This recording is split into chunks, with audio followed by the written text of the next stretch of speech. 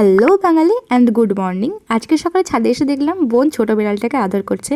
আর আজকের সকাল সকাল আমার স্নানটাও সারা হয়ে গেছে, এই জন্য ছাদে এসে চুল শোকাচ্ছিলাম। শীতের শুরুর দিকে মা বাড়িতে লাগিয়েছিল এই পিটুনিয়া ফুলগুলোর গাছ, যেগুলোতে প্রচুর ফুল হয়েছে, সেগুলো তোমাদেরকে ঘুরে ঘুরে দেখাচ্ছিলাম।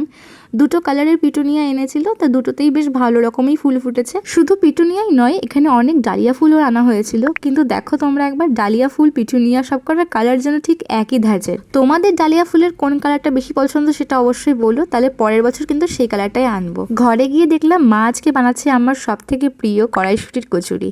আর মার হাতের কড়াইশুঁটি কচুরি ভীষণই পছন্দের আমার, এত টেস্টি হয় খেতে।